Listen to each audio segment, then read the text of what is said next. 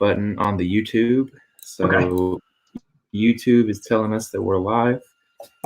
Let me jump over to that stream really quick and see if we are actually live. I don't see it. Oh, yeah, it says we're live. There it is. It's so funny. I don't even think I'm subscribed to myself on YouTube. I just subscribed to you. Don't worry. That's a power move right there. Don't even support yourself. I don't think I support myself either. Don't worry. All right. So let me, for those who are listening, welcome to the show. Michael Lee. I have him in the online studio. We're changing things up. We're actually live on YouTube. This will eventually be posted to Facebook. Trying something new. I hope it works out. We'll see how it goes. But Michael, thank you for being a guinea pig for me. Thanks for having me, man. It's awesome. Glad to do it. Yeah, for sure. Let's see here. Let's get that posted up to Facebook. Perfect. And hello, everyone. This is what I look like. A lot of people just know the voice and they don't necessarily know really anything else. This is me.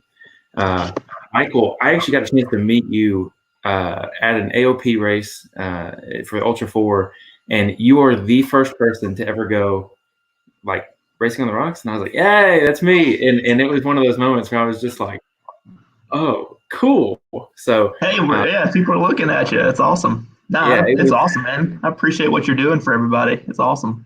Yeah, I say it all the time. I'm just a fan who wanted to talk to all of you guys because, as we kind of talked a little bit before the podcast, everyone is so busy, and it is a really weird time right now where everyone's not so busy. So we're trying new things, trying to get everybody in here. But you guys never have had the opportunity to go in an uninterrupted setting, outside of the race course, immediately before, after, and had the opportunity to talk about the race or what it is, who you are, the things you like and don't like. So that's what I wanted to give you guys. So yeah, certainly. Super glad to have you on. I don't even know where to start. Let's just start with with what's going on right now. Why we're not racing. Obviously, you're pretty upset that the season's not going on, but I guess we could start at King of Hammers. I guess that's probably a good place to start at the beginning. Tell us a little bit about the race, about the car, because you had a real short window to build that car. You got out there, and obviously everyone by now has seen the video. You kind of had a little bit of an unexpected jump. That was, I don't know, it's a bit of an undertaking for sure. I don't even know where to start. So basically, like in the summer, I've just been eyeballing what Polaris was doing and what new machine was coming out, if I should just go buy a Turbo S or what it should be. I think we all kind of were just, anybody in the side-by-side industry was watching and waiting. And I had sold my 2018 that we had a successful run with in the King of the Hammers with top 20 the previous year with it. So I was looking for something new. I was kind of like, hey, let's get something new. And that Pro XP came out, and honestly, at first, it didn't strike me as the cool thing. Like, I was questioning it a little bit. So I called my local dealer up, and I said, hey, you got any Turbo S's? Because I was like, that's what seems to be a proven track record there. So let's buy a Turbo S. So I had everything done, signed, sealed, ready to go. I just had to go pick it up. Well, I get there, and there was a Pro XP there. And I said, hey, we should look at this thing. And you just sit. I'm not sure if anybody has sat in a Pro XP, but if you haven't, I had them both next to each other, a Pro XP and a Turbo S. And that's all it took for me. I just sat in it. I just felt more comfortable. Yeah, I hate to do this to the salesman, but I got to go buy this Pro XP now. I completely understand because I actually watched the social media hype kind of come in. Obviously, there was a huge negative response to the look of the car, and I'll give it to him. It's not the best looking machine that's ever been made, for sure. But I went down to my local dealer, and I sat in a Turbo S, I sat in an RS1, I sat in a Pro XP, I sat in everything. And I've said it before on the show, like when you sit in it and you feel it, they really nailed the inside. The inside is perfect, and without even having driven any of the other ones yet. you could tell that that's the one, that's like the model that they're going to start building off of now. That's the one that's going to keep going. I think they refactored the design on it a little bit because it is a little goofy looking. Which, by the way, for those who are listening and not watching, we actually have video pulled up, and I've got a picture pulled up of Michael's car at King of Hammers, and you like chopped off, I think you called it the shark fin, and chopped it off, dude. It looks like a totally different car. It looks great. Yeah, for sure. I appreciate that. Like I said, man, we sat, and that thing, it was me and my wife and my kids were all sitting there. Like, I was like, the Turbo S just feels like I'm in my 2014 XP1000. Like, that, not necessarily a bad thing. I was just like, it's just not the new thing. Like, I've sat in Can-Ams and even the Talons and stuff. And I was like, the seating is just not right yet. And of course, I always change things up and put some seats in it. But I sit in that Pro XP, and the ergonomics of it all was just better. The steering wheel felt good. The line of sight was good, and the comfort of just the factory seats were good. And I had a ton of leg room. I'm 6'1", so I need the leg room. And I was like, this is it. This is the ticket. And my wife was like, you do it. Like, run with it. So yeah, that's a blessing right there to have her jump on board like that. That's many people's dreams. But once you get in it, obviously you sit in it, you make your decision from there. But I got a chance to drive Hubert's actually, and we'll kind of talk about that too, because obviously the Nitro Circus switch over to Can-Am has been substantial. It seems to have grabbed a lot of eyes. But I got a chance to drive Hubert's when he was still with Polaris, and the thing drives, particularly steering, like no other side-by-side I've ever been in. It really feels like it can steer under itself, and it's almost like in a full-size vehicle doing like a front dig. It really can pull the front end around. It feels sturdy. It feels like locked in. You point, it goes. It was smooth. It definitely drives better than any of the previous vehicles, for sure. I agree 100%.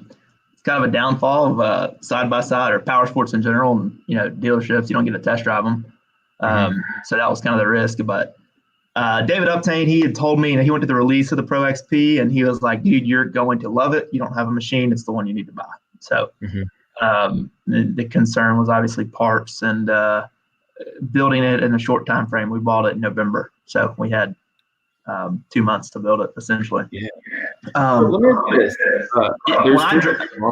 There's different settings on there in terms of, I think, suspension. Really, is that the big difference? On what now? On the Pro XP, the 3 different models. I think they have like a premium, ultimate, and like a base package. Yep, that's it. It's just the electronics and the suspension. Obviously, get the top of the line. You're going to get a stereo with it, and the dynamic suspension. And backup camera, forward camera, and the ride command is all with that. And then my model, it's just a premium. It's basic. It's got the updated speedometer, and the cluster is moved onto the steering wheel, and there's no electronics package. And then the base model, I think it's just even more stripped down to that. I don't even know, to be honest with you, other than the color, but. I kind of questioned it myself, and unfortunately, I don't know the answer to it. It just, how do you convince someone who looks at it and says, first off, I don't like the way it looks, and then second, obviously these side by sides are getting more and more and more expensive as time goes on. They see a price, they see something that doesn't necessarily look as aggressive as another vehicle. What do they do? How would you sell them on this without them being getting a chance to go take it out in the woods? Obviously, I think without driving it, man, I can just sit here and tell people all day how cool it is and stuff, and how much better it drives. Everybody's driven a Razor at some point in their life, it seems like. And I can just say that, like, when I got it home and test drove it for the first time, like, I knew immediately it was a game changer of a machine. Pushing into corners, it felt planted. It didn't feel like it was trying to bicycle in the corners or anything. It just felt real planted. And man, you can get back on the gas and that thing just rotates in the corners. Like, it's unbelievable. And the steering, like you said, it's just so responsive. And I'm not the engineer with Polaris, and I don't know what they do with the power steering and the rack, but And even the wheelbase probably has some contributing factors to it. But it was a night and day difference. And one of my friends was up from the coast, and he was up here, and he's like, let me drive that thing. I've driven all your old ones before, and Can-Ams and everything. And he drove it, and it took one lap around my yard, and he went and bought one the next week. So, and he's like not the type that goes and buys things like that. So, let me ask you this. Let me get back to my window here. I'm clicking on the wrong tabs. They come out with the second iteration of this car. I think it's okay. Is the Pro XP the first year it came out, of 2020, and these new colors are the 2021s? Yes. Okay. What the red and white were the first two colors, and that black is the base model there. Okay, gotcha. And then they have like the lime green coming out next year, right? Yeah, I believe that I saw something about that. I know that the Mexico edition is like that orange. Yeah. Because first off, it looks like a Dorito bag, which sounds like I'm making fun of it. It really does. But in all seriousness, that car looks so good. The best car, in my opinion, like the best color scheme they ever made was that 2016 Turbo with the orange, and just the wrap looked good, the stickers looked good. It was awesome, and they really nailed it, which makes me think, obviously there was a little bit of an upheaval on social media whenever that car got kind of publicized in a way. Did they bring that car to America? Like, what did they do to combat the looks? Because all of a sudden people didn't care about the headlights. They didn't care about this thing looks awesome. Yeah, I'm not really sure. I think that everyone's initial reaction of this machine was kind of like, what? Everybody's kind of questioning a little bit. And I'm not going to lie, when I went to the dealership, they had a Pro XP sitting out front, and I walked by it, and I was like, there's no way that's the Pro XP, because it did not look good. But I saw some things I could change, just visually, just looking over and kind of make it look better. Obviously, the cage design would be a big deal, and that shark fin was kind of on my mind. But I think that the looks, it's a big driver of sales, man. I mean, like you said, that thing caught on, and it looks super cool. And I think people would buy it just to kind of stand out. Like the red and white, just kind of simple and bland. And personally, I love the black stuff. Like the black Razor it's probably the best looking Razor out now. Like, and that's the thing. Like, it's the same machine, just black plastics, and it looks way better. That's the thing that gets me about a lot of this stuff. And I'm kind of going through that cycle actually right now with my own car, where my car is completely white. I did not build it that way. It just so happened to land like that. But the way the cards are falling is, I'd like to do a wrap on it, because when your car, when it was before it got wrapped to after you had your Walker Evans Racing wrap on there, and like everything looked perfect put together, it just makes the car look 100 times faster. I mean, better, stronger, faster, the whole 9 yards. Everything is better. Why is it that just painting everything to black and making it look a little better will likely drive sales up for this car? I mean, it's such a silly reason for people to get upset about. Yeah, I don't have the exact answer to that. I know for me personally, it's just I know that the machine performed well, and everybody, when it was released, was just questioning the looks of it. Mm-hmm. So hearing everyone now saying, hey, it's performing great, and now they have these options where they actually look really good, I think it's going to drive sales. I mean, for me personally, like, I'm looking at buying a new truck, and I've never been a Ford person in my life, and I'm over here looking at Ford Raptors, and mainly because the color options are really cool. So I don't know. I guess probably not a good reason to buy something, but I mean, it's a performing vehicle, and it's a well-performing vehicle, and if it looks good and performs well, then it's going to sell. Yeah. So let me ask you this: a lot of the hot topic that go along with all of these cars, especially the Polaris machines in particular. The suspension. Obviously, there's the whole tender spring thing. There's my car rides like crap, or et cetera, et cetera. Obviously, Walker Evans Racing is producing most of the shocks that are coming on these cars these days. The 1000 XPs are coming with the needle style. I know that the Turbo S is coming with a different style, and so are the Pro XPs. Is that right? Yeah, they are. Okay, what's the difference other than like obviously the needles being the small piggyback reservoir on the back of the coilover that you see pretty much everywhere right now and have been on the cars since about 2017-ish, and now they look bigger. Is the reservoir bigger, or what's the difference? Yeah, on the base models, it's obviously just an entry level shock. It's not going to keep. It's going to heat up real fast, and you're kind of limited on what you can do as far as suspension tuning. So you have to do some upgrades along the way to get that going. The Turbo S's, they're the Walker Evans versions. They're using actually the velocity shock. So it's a correct me if I'm wrong, Walker Evans. Don't hate me for it, but it's an internal bypass shock. And it, for me personally, that's my go-to shock on any vehicle. I'm not running them on mine yet because they're still kind of in testing on the Pro XP. But it has a really good bottoming resistance, and overall the shock it's larger and has a larger reservoir. Cooling is better, and it's a little bit more tunability, low speed, high speed compression. So on the Pro XP, it's kind of still an entry level shock. Don't get me wrong, it works really well. I raced with them, I qualified with them. And yes, we did tweak them, and they are pretty good. Mm-hmm. Now, when you say you tweak them, what do you mean? What now? Say that one more time, Jesse. Sorry. When you say you tweak the shocks, can you tell me a little bit more about what you mean there? Because a lot of people, that's kind of like a black box when people say suspension tuning. It just like, is it springs? What are they doing? Like, can you shed a little bit on what that process is? So typically the first go-to is you have to get these things sprung right.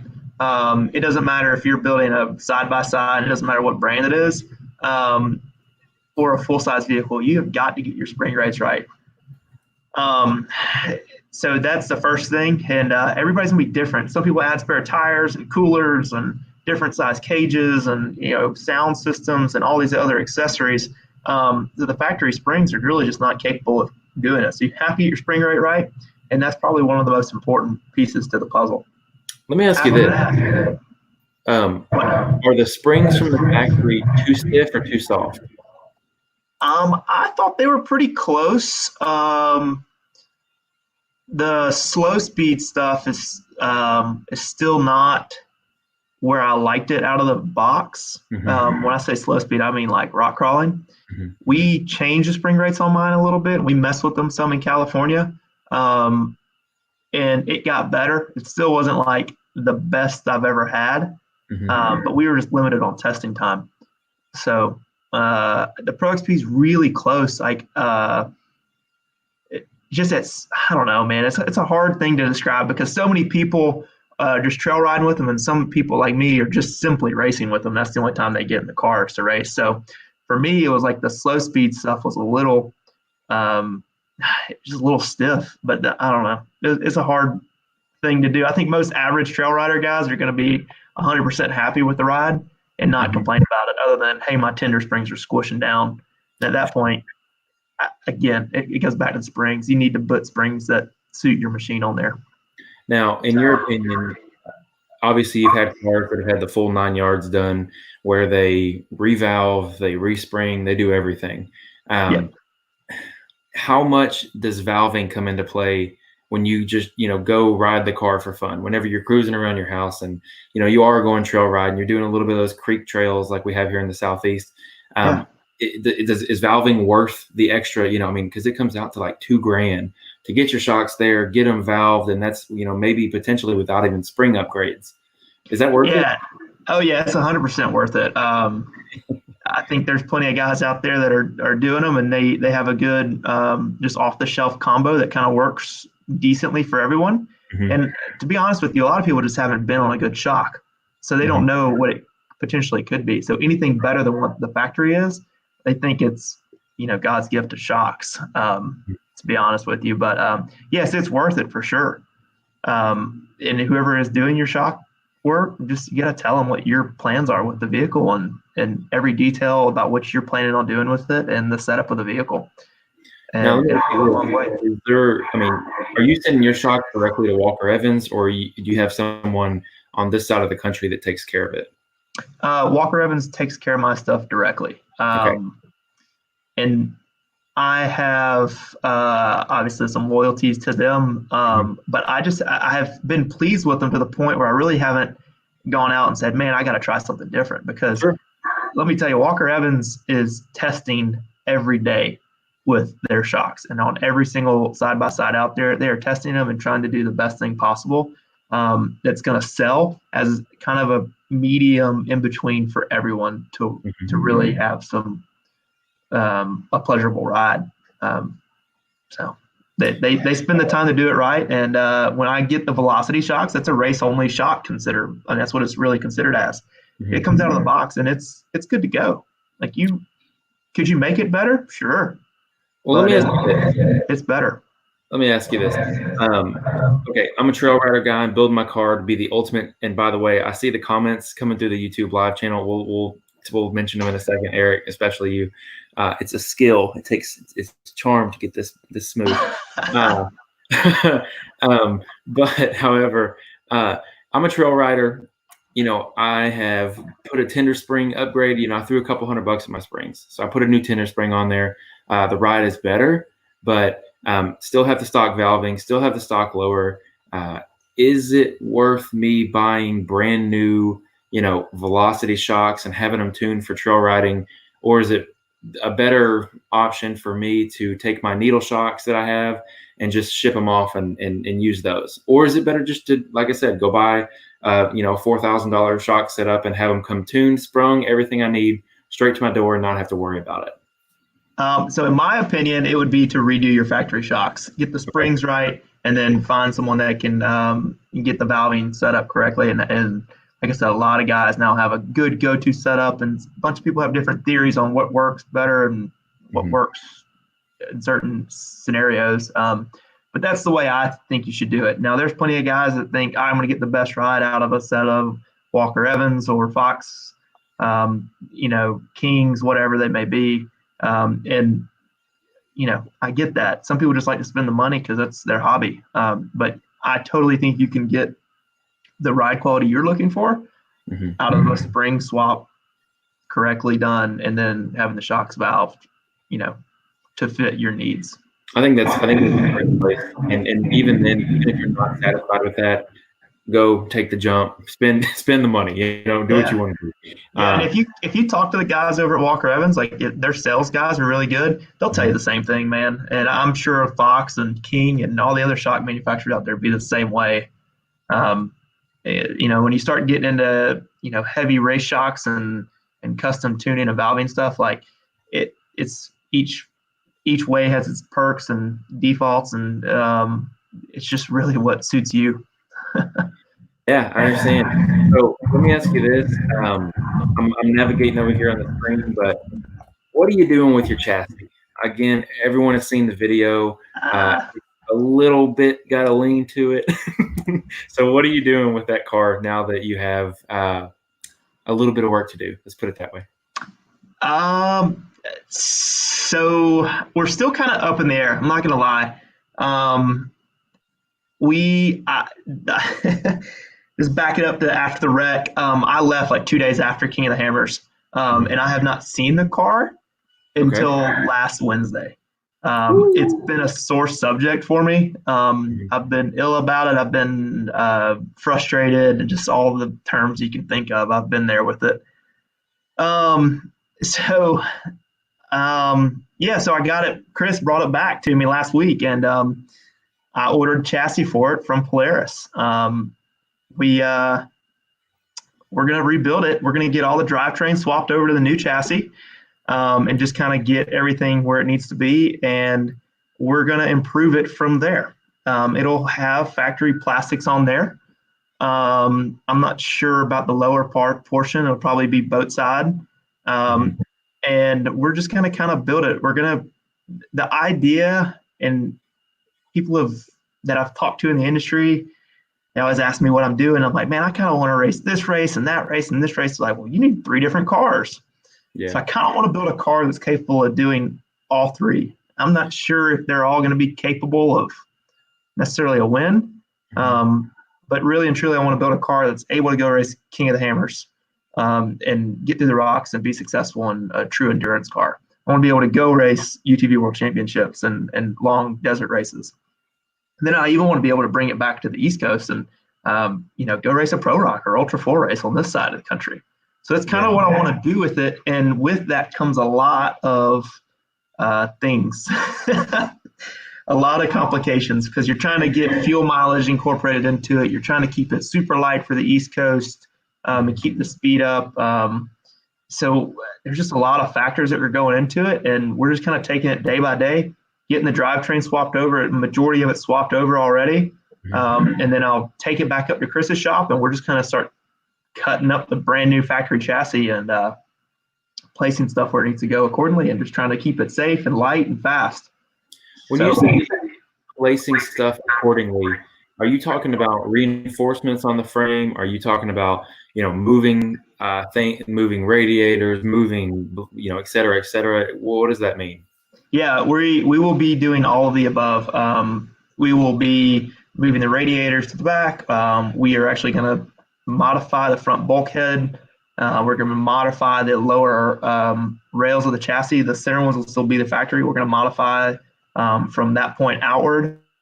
And then the B and the C pillars will be modified accordingly as well. So we're just going to beef it up. It's going to be like a mixture of a buggy / factory build. It'll look factory, but it'll be a lot stronger. And then obviously when you add a larger fuel cell, you have to rearrange some stuff there. You're building an endurance car, desert car, you have to have room for all that kind of stuff. You just start thinking, spare tire, a jack, some, spare axle, tie rods, fluids, just anything and everything. You just start kind of running out of room for. So just building it that way and reinforcing the chassis where it needs to be and adding some more bracing. And the idea, I don't know if it'll work or not, is to be able to almost have like a serviceable chassis. So if we do go cartwheeling through the desert again, we can kind of like cut sections out of it and re-weld it. Yeah, that's an interesting idea. I mean, I know there's a lot of guys out there who have re-welded parts of their chassis over and over again. I remember Anthony Yant was telling me when I went to go pick up the RS1 that he has pretty much re-welded that entire frame on that Turbo S. And man, after just looking, we got in there and actually he showed me exactly what was going on. And it's very interesting. So I think that, taking the opportunity to set especially some extra stiffeners in there, some support, things like that, because obviously where the weak points are now. We have found them for sure. I think that's an awesome idea and longevity for the car. So good for you guys. But race season is pretty much canceled. I know the goal is, I don't know what Trump's saying right now. I don't know what the CDC is saying, but I think the word is May or beginning of May, mid-May. I don't know, but I'll be honest with you. I personally don't think that there's going to be a 2020 race season. I think if there is, it'll be September, November, and it may be, limited numbers of people in the parks, maybe even just racers only. Yeah, it's I don't really know what to think about all that kind of stuff. It's a fine subject too.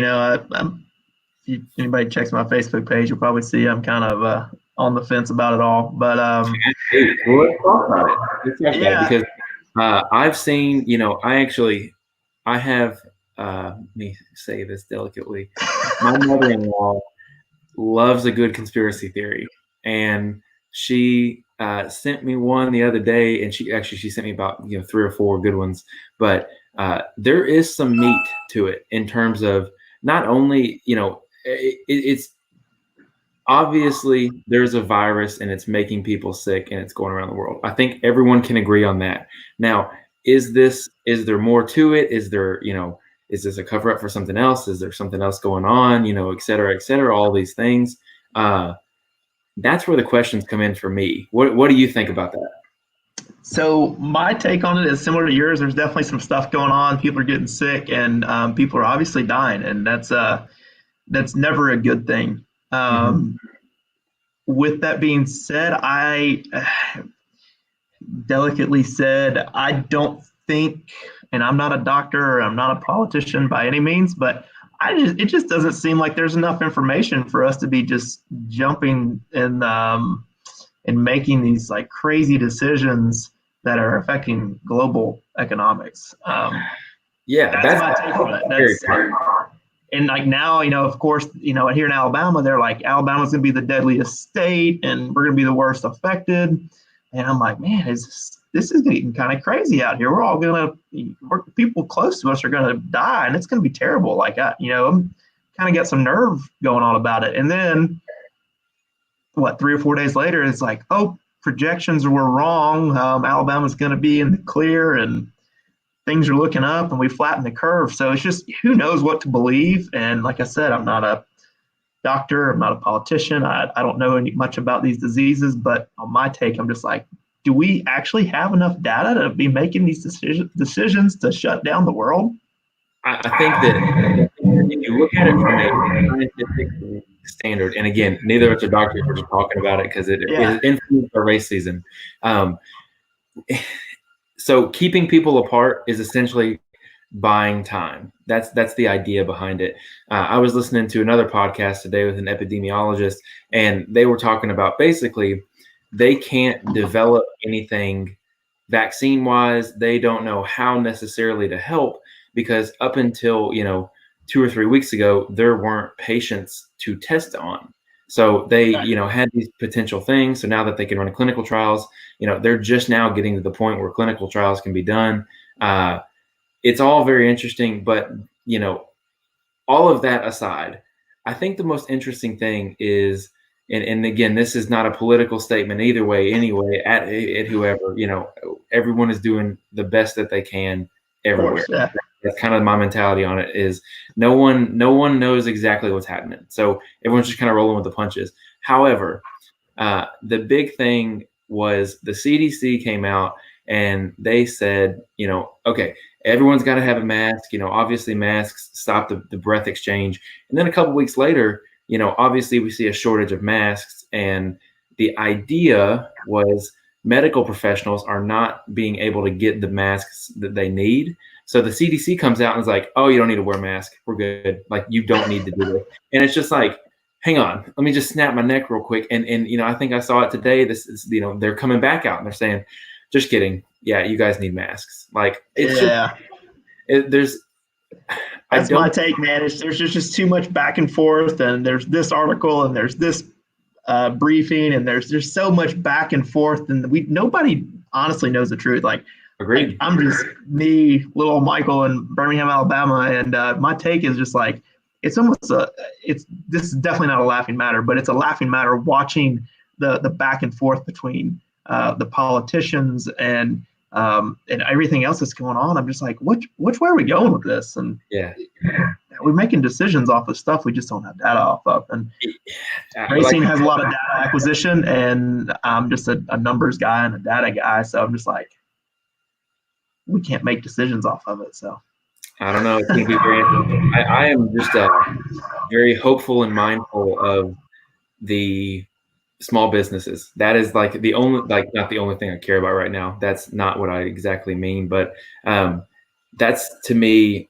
economically just the scary part. And that's something I was going to talk to you about is, how is your business? Is it slowed down for you? What's going on with you guys? Because you're essential. You guys are still open. You're still seeing people. Yeah. Obviously, it looks like you're still at work right now. Like, I am, yeah. You guys. So it definitely slowed down. That I guess March 13th, that Friday was the official like, hey, Alabama, you're shutting down kind of deal. Mm-hmm. And the panic really started. So that Monday, we just came down to nothing. Mm-hmm. We were having a really good month up until that point, and then all of that happened, and we just slowed down. Luckily, we have some good fleet contracts, and they're still working. One of them's the local state troopers for Alabama. And so we're servicing about 100 cars from them. And their motor pool director called me the 16th on that Monday. I was like, hey, y'all are still open, right? I said, yeah. He said, all right, good. He said, I'm going to keep feeding you stuff. So that's been a good thing for us. And don't get me wrong, it's not like he's catering to me. Cars are broken and they need to be fixed. So we're here doing it. Right. We finished off March. We were like 25% down in gross sales. which is bad. Like that's a 25% doesn't seem crazy, but it's a lot. We don't make a ton of money, and we provide for about 10 different families, and that's an effect. It affects everybody from the top to the bottom. Yeah. So it's kind of been hard. Now we're here in April, and it's started off slow. I mean, we're about 50% down tracking right now, and we applied for all these payroll forgiveness loans and stuff, and it's not necessarily that we are in dying need of it, but it's definitely something that we need, because I want to continue to pay my guys and my employees. That's my biggest thing, is like I want to make sure that these families are taken care of along the way. And so it's kind of been my focus right now, and just making sure we can generate enough to keep these guys, bills paid and mouths fed. Yeah, I get it. And honestly, I don't envy your situation whatsoever. It's extremely stressful. I'll be honest with you. So yeah, I can only imagine. But we'll roll it back to a little bit of a lighter topic and kind of pull the stress away. With the downtime that you have, how many kids do you have? And congratulations on the kid on the way. We have 2 kids. So you've got 2 right now and 1 on the way, right? That's right. Yeah. Okay. Congratulations again. That's amazing. Thank you. You guys in your downtime, I think I saw a video yesterday. You guys are doing a little bit of online gaming racing. How's that going? It's pretty good. My wheel just came in yesterday, so it was really I've done a lot of online racing in the past with friend setups, and been pretty. I'm okay at it. It's a different deal there, but the kids are loving it. They're one's about to turn 9, my daughter Peyton, and then my son's 6, and he's like a total gamer. So he's loving it. But it's going pretty good. We entered a Pro 2 race last night and qualified 3rd, and got wrecked on the first lap leading the race. Ended up finishing 5th. But what does that mean? What now? So when you guys say you entered a Pro 2 race, like what does exactly that mean for people who don't know? Like the short course Pro 2 pro light trucks, like that would race at Lucas Oil. So it's like 2-wheel drive V8. So I just entered one of those, and it was like 29 people in the race, and he finished 5th. I'm just in the rookie season there, but it's something good, because it's just keeping me occupied, and it's keeping the kids occupied. My daughter raced motorcycles from the point she was 3 until about 6, and softball took over her life. So she doesn't really get into the gaming stuff, but she actually really enjoys like all things motorsports. So racing like that, kind of like what you got set up there, she really enjoyed it. Like she hopped on last night, and I put her on a like Charlotte Motor Speedway and put her in a car, and like I was like, all right, figure it out. And next thing you know, she's doing 158 miles an hour and just holding the corners just fine. And I was like, well, it's pretty good. Hopefully a good driver in a little while. So that's good. We've been enjoying the downtime and playing a lot of Call of Duty, and my son loves Call of Duty. He eats it up, so he's probably better than me at it. That is but I was about to say that's a day that I'm looking forward to, is when so I have one stepdaughter right now, and I don't know if any of my family listens to this, but my wife and I are discussing starting to try for another one, and so that's really exciting. But the day that my kid or kids beat me at video games will hit me deep. I don't think I've ever talked about it on the podcast, but so I'm a programmer, so naturally games, computer games, all that kind of fun stuff. I played World of Warcraft for like 13 years growing up. For quite a while. I've played every game you can think of, other than like RuneScape and EverQuest. I played everything. So I am definitely I fit the stereotype of the computer programmer for sure. I just wear a mask. Things. But it is fun, and it's really important to stay busy during these times while we're, quarantined or social distancing, however you want to say it. But video games, I've been working at home. I'm actually doing this from my work computer, and I've about lost my mind because not getting out of the house, and also having a 6-year-old just talk at me all day while I'm trying to work. It has been very trying. I'll say it like that. but it's just an interesting time. So it's cool to see that you guys are doing something while you have all this extra time. But I wanted to bring it up because this is a new game. Let's see here. Oh, cool. New subscribers. This is a game that recently came out. It's on PC. It's on PlayStation and Xbox. It's called Overpass. And so, here for everybody. It's called Overpass. And the point of the game, I'm getting a little bit of like feedback. You good now? There we go. That's better. Yeah. Okay. So it's actually like I'm trying to find a good picture here. They have razors in it. I think this is there's a little ace or something. We'll get that feedback noise. Hold on, I think it's my AC. Let me go turn it off real quick. Hold on. All right. While I've got everyone here. Oh, there we go. Perfect. So it's this game. Oh man, what a crappy picture. Let's just do this. We'll do Overpass, Razor. There we go. So I think everybody should be able to see that here. Anyways, I'm not going to finish. It's a game where they have obstacle courses set up. There we go. They have obstacle courses set up, and you can drive a razor or a rock bouncer through these obstacle courses. It's got a lot of differentials for drive. It's supposed to be fairly real. I think I'm still getting a little bit of that feedback. There we go. It went away. Okay. Yeah, it was the AC fan. These vents right behind me, they're powerful. It's all right. That's all right. You guys are cool. But this is something I wanted to talk about too, because I don't know if you ever got really big into computer games, but there's a game called Rigs of Rods, and it's actually a full-blown rock crawling game. Like it has sweet.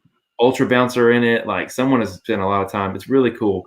So anybody out there who's bored, rigsofrods.com, or just Google it, and you can find Ultra Bouncer on there and Showtime and all the other cool bouncers. And there's lots of maps that are fun. But anyways, I pointed this out just because this is the first one with razors I think I've ever seen. But other than that, what have you been doing to keep yourself busy, or what has your family been doing to keep yourself busy during these quarantine times? Well, luckily I've been working, so my schedule hasn't changed too much. But typically during this time of the year, we are 6 of the 7 nights of the week, we have some type of sports related thing going on. Yeah. And so I haven't had that. And so that's why I've got back into the gaming side of stuff. And thankfully my wife's okay with it. She's like, hey, you do you, it's all good. I know you're going crazy. But so my kids actually homeschool with my wife. She stays home. So they're kind of used to the whole stay at home thing. Mm-hmm. But at the same time, they're very active. They go and do a lot of activities with group activities and co-ops. So they've kind of lost their minds a little bit too. So they're just trying to like today they went out to this Moss Rock Preserve. It's like a hiking trails, rock crawling and stuff, rock climbing. And they went out there and took the dogs, and they've done a lot of that, and tried to social distance, of course, as they're supposed to. But they're just trying to make the best of it. And luckily, we have some land, and we've been able to play some baseball and softball and do some drills and hit and stuff out in the front yard. And it's kind of been good. The kids have enjoyed that, but they're starting to get tired of not being able to go see their friends and go play the sports they love. So it's kind of I'm tired of meeting my friends too. Bring up this nice picture. RC crawlers, RC bouncers. Have you guys ever gotten into this? Yeah, we have for sure. My kids love them. Honestly, like we would buy one and then they would tear it up because they see the stuff that I'm always around, and they're like, we want to do what they're doing. So they find like the gnarliest rock at that, like even that Moss Rock Preserve, and they're like, hey, let's go climb up this. And the next thing you know, it's got a broken trans and the axles are hanging off of it. So now I actually I'm gonna jump on Nick RC. See some of these guys, Yeah. man, that's crazy. I'm gonna jump on Nick's show. He's doing one night next week, and I've talked to them quite a bit. And I used to have a bouncer, but man, you want those things to hold together, and like you can throw some money at them and try to keep them together. Yep. But dude, I lost my mind trying to keep my bouncer out there. Just trying to keep it in check, because these things are violent amounts of power, and you can put titanium pieces and this and that, but Yep. these things break worse than the regular things. I know they do for sure. Crazy.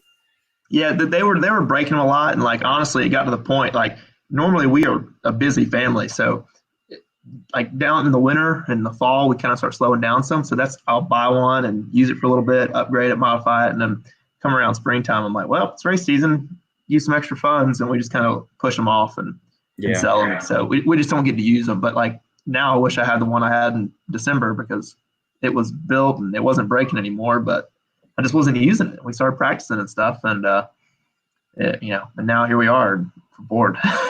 Yeah. So there's actually. Obviously, Nick from RC Command, he is paired with the Southern Rock Racing Series. Yeah, it's really cool. There's a new series that's actually joining the Pro Rock Series. And I'm going to make it out to a few Pro Rock races.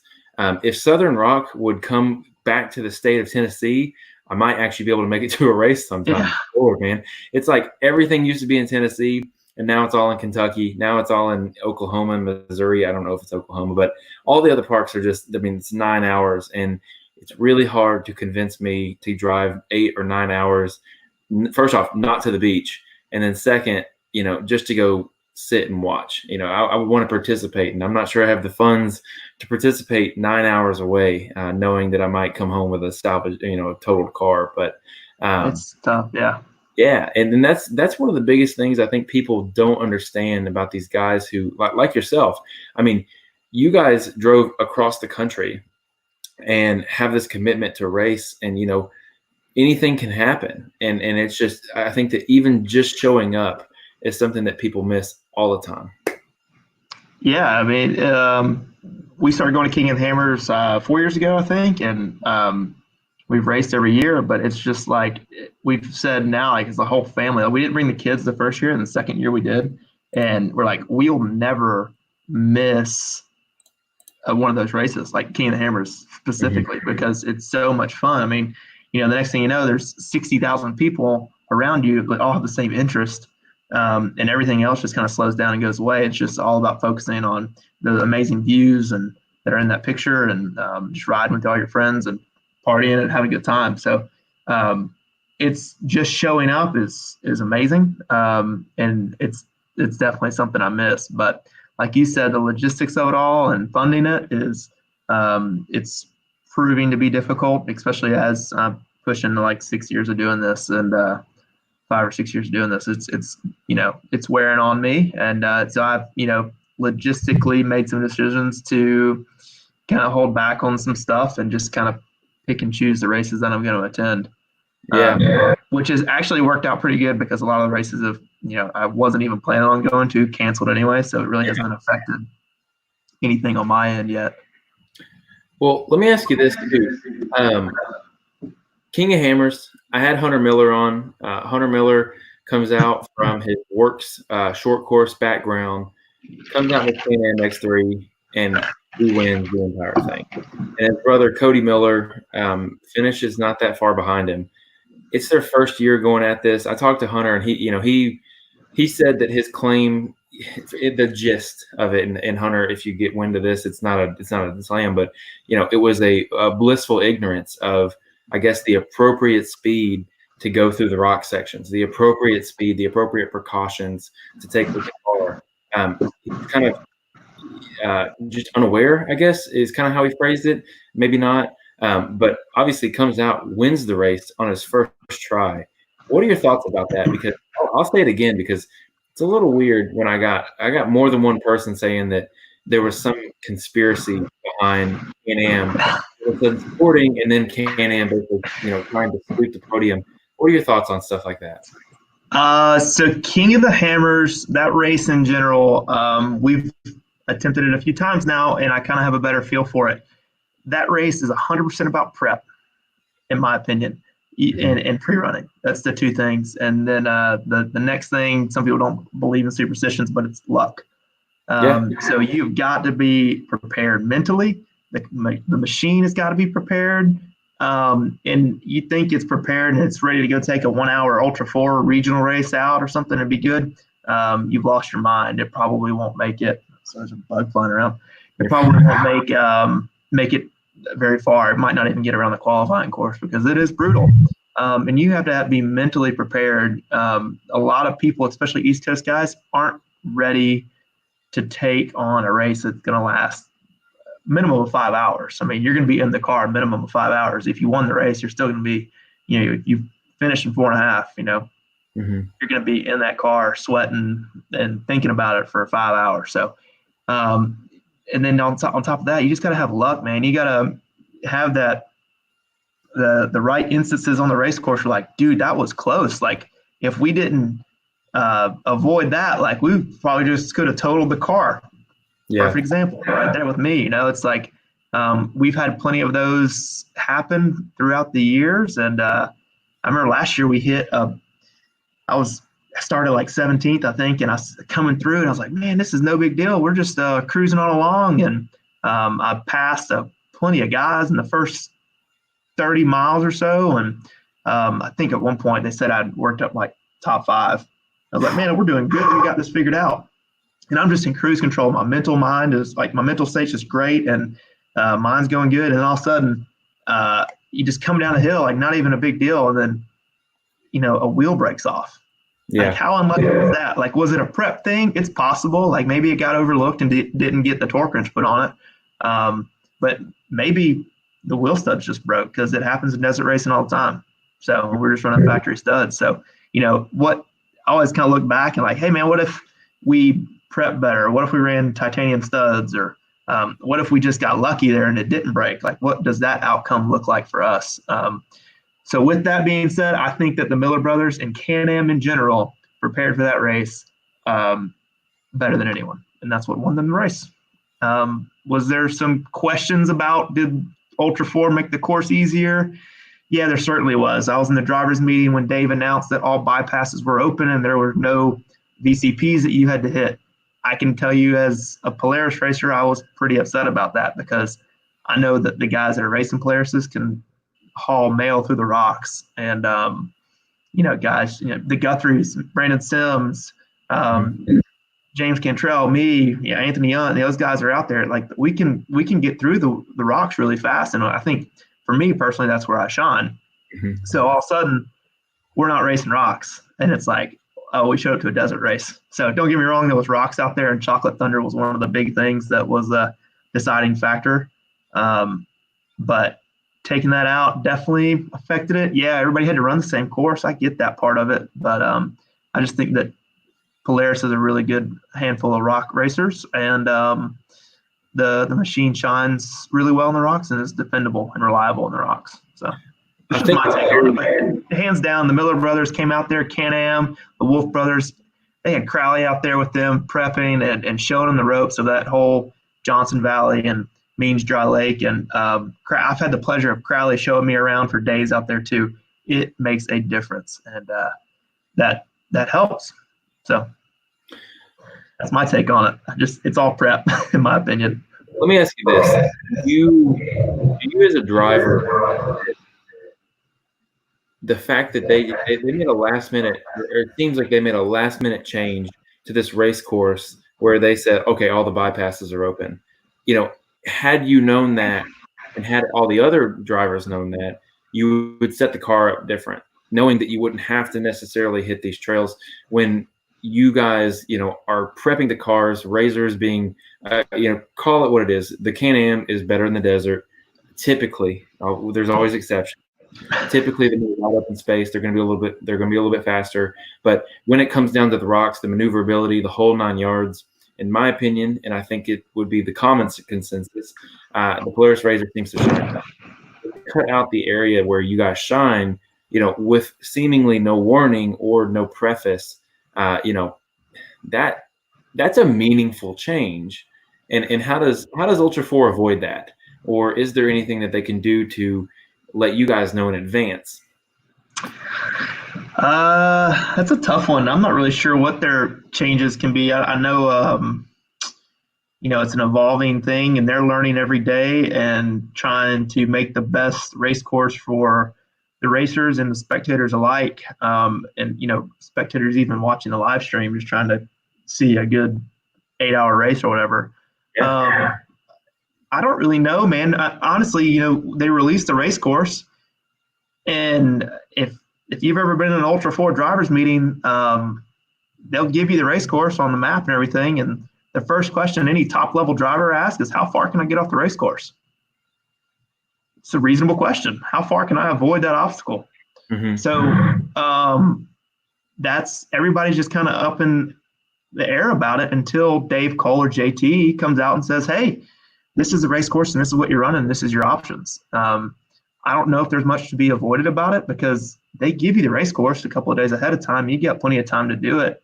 And for me, when I'm out pre-running with my group of guys, I'm looking at the bypasses on the other side of the trails. Yeah, agree. You have to, because even if there is a VCP, well, you can hit the VCP and then bump up around. I mean, it could potentially save time or a broken rig. Mm-hmm. So you just kind of take it for what it's granted. I will say that when they did announce at the drivers meeting, I got really lucky, and I was in the first qualifying hour. I was the second car to qualify, I think. Yeah. So I just qualified and shot right out to the desert and ran the rocks and went to find all the bypasses. And we ran the entire rock section finding the bypasses. Didn't help. We didn't make it there. But that's the kind of preparation I'm talking about, though. You got to kind of know the race course like the back of your hand and really know your strategy behind it. So, yeah, that's right. And I think that there's a mindset that you talked with right there that I think is the most important thing. It doesn't make you any better of a driver. It doesn't give you more honor or more, to make you more valiant to, well, I'm not going to take the bypasses. I'm going to run every obstacle straight through and do that. It's not the point. The point is to get to the start line to the finish line the fastest. If you can take the bypass, take the bypass. But it is essentially changing the course when the gate is widened, and I think that's something to kind of point out there, that there isn't necessarily extra merit for having to hit those obstacles, or if you had the option to take the bypass but yet you chose, okay, think about it like this, listeners, go up back door or bypass back door, and okay, you might get a gold star on your finish. If you finish, you're going to get a gold star. Said, oh, I went up by up back door, but when you finish 20 places backwards because you had to make a sideline repair, it's not worth it. It doesn't make sense. So I understand. Yeah, it's definitely something to think about. And like talking about back door, we all had to go down it this year. And the night before the race, we went out there and checked everything out. We're like, let's go figure out the best line down resolution and figure it out. Well, we're sitting there with some other race guys out there that are pre-running, and they're like, hey, there's a bypass that is apparently supposed to be open for back door, and you're going to be able to take it. And I was like, you've lost your mind. I was like, this is like the star of part of the event is back door, and there's going to be the most people here, and you have to hit back door. But I went over and checked to see if there was any marks or anything over there, and like, you better believe if it was open and I could risk not rolling over like 90% of the field did, I'm going to go that way just because it's an opportunity to not wreck my machine, and I'm going to keep going. And, backdoor backed up. I saw it on the live stream. I watched the whole race again. It backed up and people were rolling. If you could pass 20 cars by taking a bypass sometimes, it's a no-brainer. So yeah, it doesn't have any merit for me to do the obstacle, but it's, I guess, the endurance racer in me. I agree with you. I think there's more person in you. Yeah. But so the big tagline for the announcement of this episode is we were going to talk about the Can-Am Razor Gap. So obviously, I love your T-shirt. You're a Polaris driver. You're a Razor driver. For full disclaimer, I'm Polaris, and I'm going to play devil's advocate against my own brand here. Can-Am seems to have the gap right now. With the current X3, the Turbo RR RC version, there's like 40 different letters in that name, but you have the Pro XP.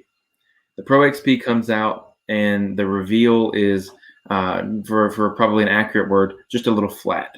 It just kind of fell flat. And the X3 Turbo RR comes out, has more horsepower. It seems to be a little bit more grabby in terms of marketing. I personally know that there's a new race team manager, which, in my opinion, doesn't. That's not the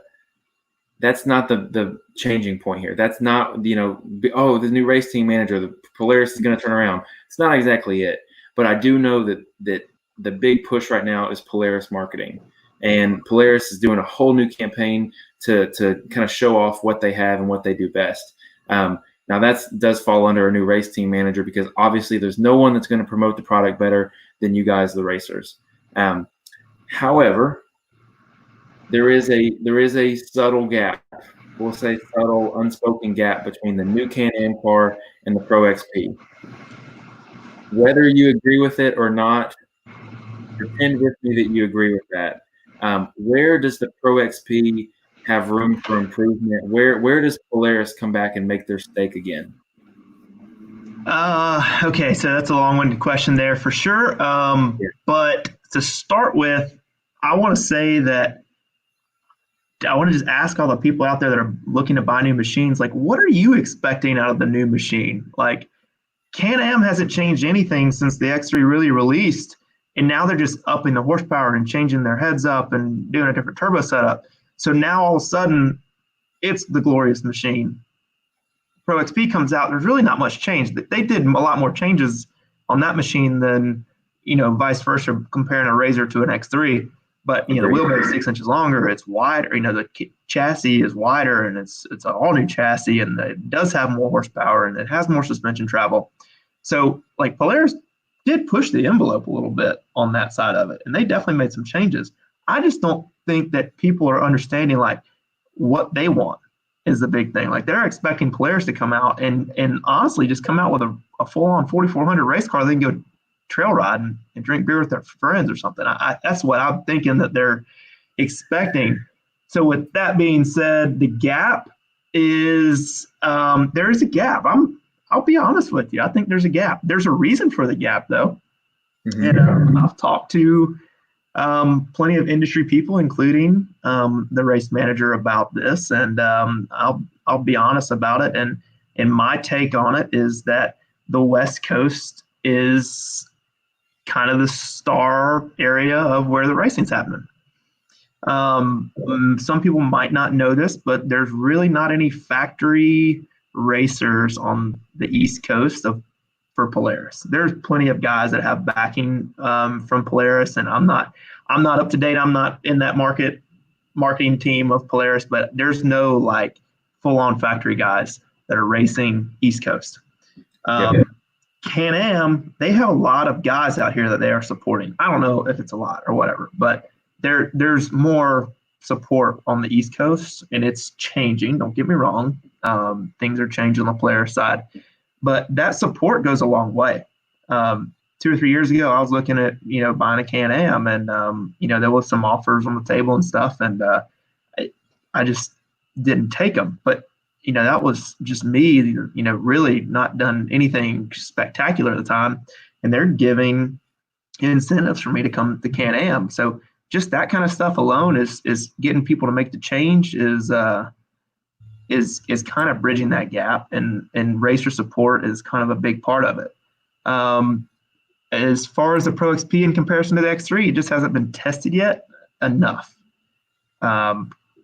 King of the Hammers was the first race that it was really the comparison between the two, and Mitch Guthrie finished fourth, and 3 other Can-Ams were in front. So Guthrie Senior had a top 4 finish in a Pro XP, and I know from just talking to those guys that it was a little bit of an untested machine. We're all just kind of crossing our fingers that it was we did our homework and it was going to work. And I'd say it worked okay. Again, it turns into luck. I mean, bad things happen out there, and there's 4 or 5 guys out there in a Pro XP that could have probably won the race, and they just got struck with a bad luck thing. But so back to the X3 stuff with them. East Coast guys racing. I'm going to give my hats off to Nathan Wolf, the Wolf brothers, Paul Wolf, and the McCoy and John Arnold, and all of those guys. Their prep game is probably better than anybody's in the country. And that right there is what's going to win races. They're putting in the time, they're putting in the effort to test, and practice and figure out what works and figure out what doesn't work. Every time that I've been to a race with those guys, they are wrenching, they're testing, they're making changes to suspension, clutches, all kinds of stuff. And me, I'll be the first to admit, I'm over there just like, hey, what are y'all doing? We're just going to come out and have a good time and race. And I've prepped the car for all week. I'm ready to come race now. Like, we're not going to make these changes. Yeah. But, hey, they went out and beat me. Like Paul beat me that race. And, again, bad luck happens. I beat Jamie that race. And it is what it is. But, that's the whole thing of it. Like, those guys right now, they're building stuff. They're testing stuff. Everybody else, me included, we're just, we're trying to make the best of this quarantine. And testing and preparation is the biggest things. Jamie McCoy raced Polaris prior, and he was fast then, and he'd be fast. I'm not hating on their game, but if they were putting in the prep and changing every single bolt on the chassis and new clutches and new belts and new transmissions and new diffs every single race and just going over like you're prepping for the Mint 400, the outcome could have been different. Jay Shaw could have ran away with the championship last year. And it's not a knock at Jay. Jay's one of my good friends. And I think that's just a big takeaway from it is that prep game, that prep side. You go out west now. Tons of factory racers, East Coast and West Coast. Tons of factory racers on the West Coast, Can-Am and Polaris. I'm sorry, I mixed that up. I'm right on par with you. The prep on those guys that are desert racing, it is unbelievable. Everybody's like, oh, we're doing bolt checks, we're getting race prep underway. There's so much more to what you're thinking a bolt check is. Those chassis are stripped down James Cantrell style, if you know what I mean. Yeah, that's every single one. James eventually will watch this and hear this. That dude is hilarious because it'll be 6 days before a race. Time to get started, and then the chassis is just completely stripped down. He's like, yep. Oh, snap. I know when we did our King of Hammers episode, we postponed it 4 or 5 times because he's like, something didn't turn out the way I expected. And it's 2 days before the race, and he's like, I'm just now got it back together. And it's just like, whoa, son, come on, man. Yeah. So, but I think that the West Coast racing is a better example of it because you have so many factory guys out there on both sides of the brands that are putting in the work. Blurton's a great example. Like that dude, No Limit, like all that stuff they're doing. Like, dude, they're killing it with that game out there. And the Mint 400, it's swept by Polaris, and then you go out in Baja and like a Can-Am win or something. But like, dude, it's just a flip flop back and forth. Where's the gap there? People are trying to compare like, hey, the top 5 was all Can-Am. Oh, well, this race, it was all Polaris. And, you're comparing something that this is why we race and this is why we figure it out. It's all the way up to NASCAR and it's all the way down to the grassroots racers out racing a Honda versus Toyota or something. So, yeah. Let me say something. That was not big at you by any means. That was saying it's something I personally love to see is how fast you can get a car rebuilt from the absolute ground up. So it was. No, we gotta hate on James about that, man. That's like his thing, dude.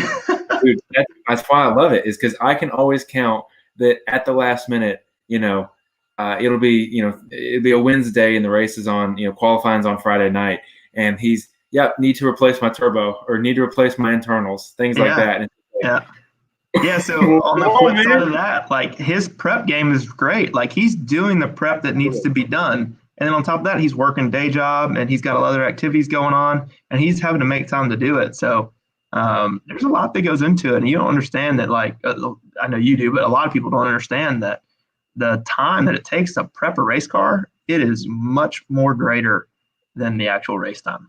So it is. Hats off to James. We're always going to hate on him because he'll be, at King of the Hammers the night before the race, rebuilding his front end. Yeah. Yeah, you're definitely right. I had something else I wanted to say, but I forgot. Talking about James got me laughing. Yeah, Um, no, but so I just want to finish off with that whole Can-Am yeah, and Polaris thing. Everybody's going to keep pushing the envelope. I don't know. I don't even know what I expect out of Polaris or Can-Am or Honda, Kawasaki.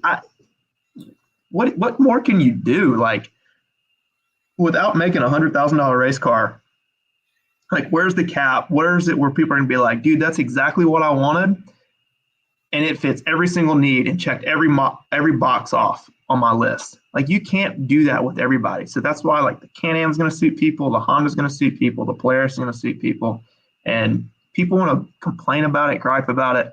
Like buy what fits you and just roll with it because it's all up to you if you're a racer, if you're going to be on the podium or if you're going to be upside down in the woods like me. let me ask you one thing really quick. Let me do this really quick because I want to talk about the Kawasaki, and I'm going to forget somewhere in our conversation because Kawasaki. Have you seen a Kawasaki in person yet? Yeah, I have. Okay. All right. So we'll talk about it here in a second.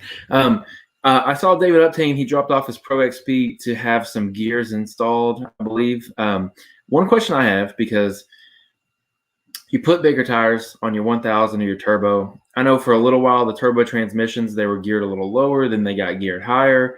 You have the Rock and Trail, which is geared really low, and then you have the Standard, which is geared somewhere in between.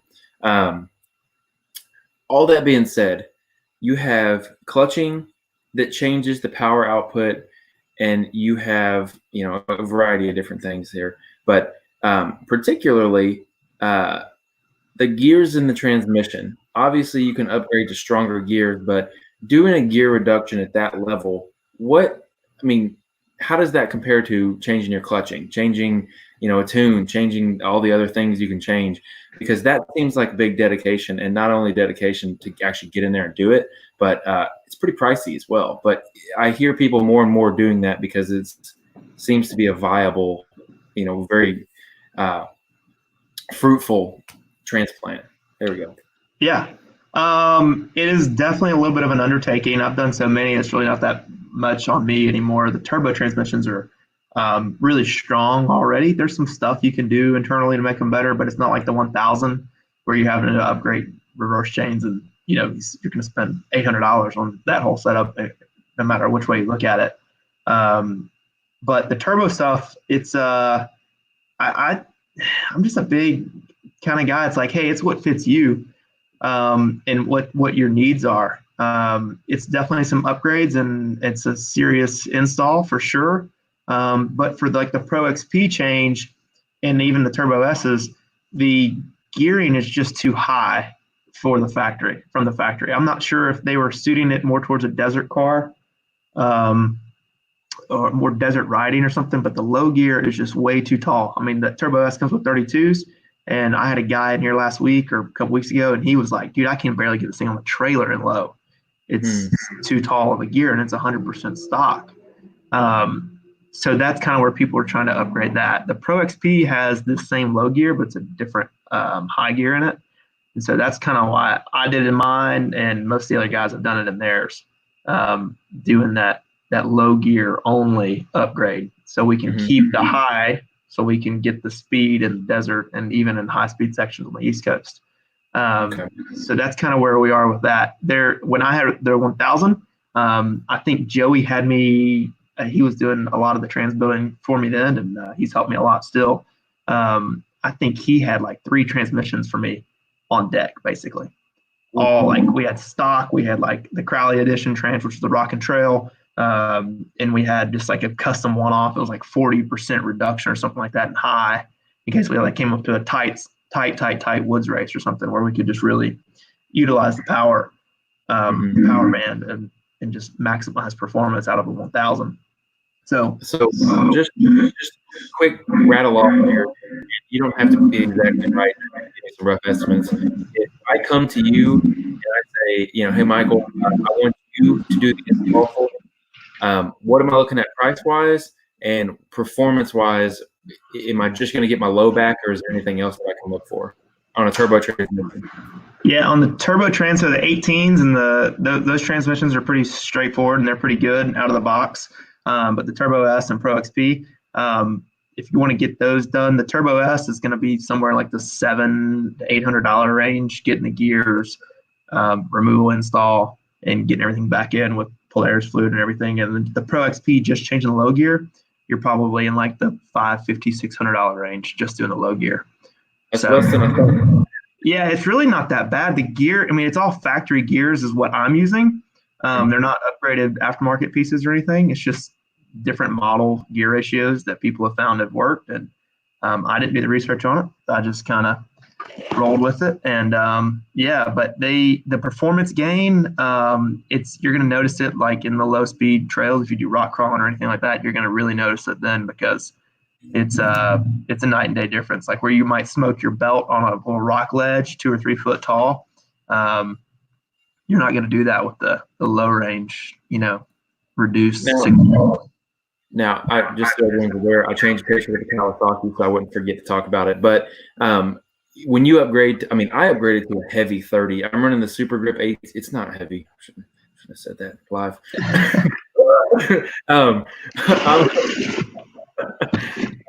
Super Grip ATV K9. It is a thick, heavy Kevlar tire. It's got a lot of meat to it. I personally feel like I need to get more of my low back. Would you recommend? I have a 1000, so it's got the reverse chain, it's got the whole 9 yards. Would you recommend getting in there, upgrading everything, reverse chain, or trying to find a turbo transmission to make the upgrade that way? What would you recommend? So it really just depends on your budget on that one for sure, because like the turbo trans is probably your best option as far as strength and reliability goes, but it comes at the highest cost. Doing that, it's a tough one because I don't know your driving style, but just a typical trail rider, do the reverse chain upgrade and do some, reductions along the way. And I'm not up to date on the current 1000 stuff. I really just haven't done many except for mine 2 or 3 years ago. But if you do the reduction, it's going to be significantly better. And I think that the 1000 trans is geared too high just because it doesn't produce the power that the turbo does. So, especially on the East Coast, it's not like you're going to be doing 70 in the woods. If you are, then props to you. You should probably be racing. You can also get a life insurance. Yeah, definitely. But the clutching is something that's really important too, man. Like we spend a lot of time clutching, and I spent a ton of time clutching the 1000 when I raced it. And I had more success probably out of clutching than I did anything, but it was an easier change to manipulate that setting versus taking a transmission in and out. So sure. You can get some quick responses out of that, quick changes that are noticeably different. Now, do you recommend getting a kit that has the kind of like predetermined clutch setup, like you follow the graph, follow the chart, or do you think that really having the ability to fine tune and adjust weights is worth the hassle of having to get the weights all in there and everything? So on the trail riding side and just your typical leisure riders, most of these clutch companies have really got it figured out and where to go to. So you can call up RVS Performance and say, hey, Ryan, man, I got this set up and I'm running 35-inch tires with the 35% reduced portals. And he's going to go, man, I got the setup for you. And he's going to send it to you and you're probably going to be stoked on it. If that's what I would suggest most people doing. Now on the racing side, some of you Polaris guys and Can-Am guys might not know this, but it is an ever-changing game. So that setup is a whole different story. You are always kind of guessing, to be honest with you, especially me. I am, hey, let's try this spring. Hey, let's try these weights. Hey, let's measure these and try it this way. And just try and guess and figure out what works best, because tire size changes from different venues and the type of course you're racing changes, and you just kind of in the testing and figuring it out, trying to figure out what works best. So yeah, leisure guys, I say call up your favorite clutch company and hit them up and say, hey, this is what I got, and they're going to work with you and they'll be there to guide you along the way. Like, hey, I put it in, and it might not be where I think it should be. What do you think? They'll get you some video. They send you some videos, and they'll get it sorted out for you. So cool, awesome. Okay, as we're kind of hitting the end here, the Kawasaki, you mentioned earlier, at what point do all these cars kind of pan out where your price point meets the car that you always wanted? The Kawasaki, obviously, Razor, I mean, call it what it is. Razor, you got to upgrade, a couple of different things in terms of reliability on like suspension, things like that. I was able to run my stock suspension, like the A-arms, radius rods, all that kind of fun stuff for a long time. Was able to run the springs shock setup. It's a pretty great package right out of the box, but definitely has room for improvement. Can-Am, you got to strip the whole car down and reinforce the entire frame. That's its own demon. But this Kawasaki, it just came out. Not a lot of like negative stories I'm hearing about it. It seems like what they did was they overbuilt the car, overbuilt the drivetrain, and just underpowered it. So you can't break anything. But at the same time, the parts are pretty beat in person. I'm pretty impressed. There's some technology in there that's not being used anywhere else. It was a good car in my opinion. What are your thoughts on that car? So I don't have a lot of firsthand experience with the car. I've seen him in person. I've seen him riding. I'm kind of with you though. Like it's an overbuilt car and it's underpowered, but it shines in the rocks. I know David Uptain had one, and he literally bought it just because he wanted to test it and figure out what was going on with it and how it was and how it compared to everything else. And he was like, dude, you cannot beat this thing in the rocks. Like it is the best machine on the market for rock crawling, hands down. So I can kind of pass that information along. But I think that there's, some I don't know. You can see through it and go, hey, they're Kawasaki's onto something, I think, because I haven't heard much negative about going on with that machine, and it seems to be holding up pretty good. I mean, correct me if I'm wrong, people, but that machine it seems to be holding up pretty solid. So yeah, that's kind of my thoughts on it as well. But I just wanted your take because to me, I think that if you're looking for a car, again, I don't have personal experience with it. I don't know who does. I've seen one in person, never ridden with one. I would give that car a try. I mean, if it had the aftermarket support, if more places started carrying parts for it, like, I mean, you can go get a Polaris Razor axle at Walmart just about. I mean, that's why people get Polaris, in my opinion, is it'll hold up. It's pretty good, but aftermarket support is just ridiculously, like, just everywhere. Yeah. That's the main reason I actually went back to one in my last change here, rather than going. I was actually looking at the new Wildcat. Oh yeah, glad I do it, but it's a different car. Look different. I like different things. I like trying things, but happy I did what I did. But if I were doing it all over again, had to buy a car right now, I probably would go with this one and just build up some parts over time and be my own dealer. Yeah, for sure. And I know like Jeremy McGrath raced one of those, and he had like 35s on it. And I think the machine was like pretty stock as far as the suspension upgrades and stuff were, like, as far as the hard parts of it. But he might have had a turbo kit on there, I want to say. And when you start adding big power to a car like that, you're going to see some big improvements because then it's a contender. Absolutely. So. And it goes back to who's Kawasaki going to put in driver's seat that can go and compete with the Polaris, Can-Am, and Honda right now. Yeah, because Honda's pushing hard on that. Just put the best driver in there we can, and let's go and run with it. So give me your 30-second thoughts on the Honda Talon. Very cool car. I started behind both of them at King of the Hammers. And the two guys that were driving them were absolutely madmen behind the wheels, and it was extremely awesome following them around because they were wild. And with that being said, the car held up, and I think both of them finished. So 30-second take, sounds really good with the turbo on it. The shifting seems really fun, and they did a really good job putting good drivers in there because those guys are madmen behind the wheel. Good answer. That's a solid answer.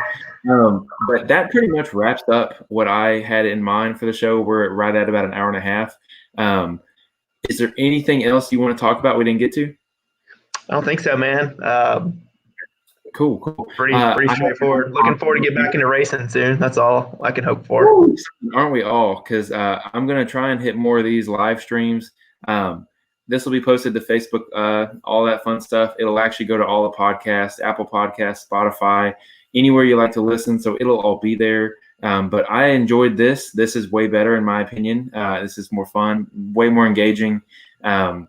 Is there anyone that you want to thank before we close it out? Yeah, I want to thank my wife because she tolerates all this crazy stuff that I do, and she does it without batting an eye. So first and foremost, thanking her.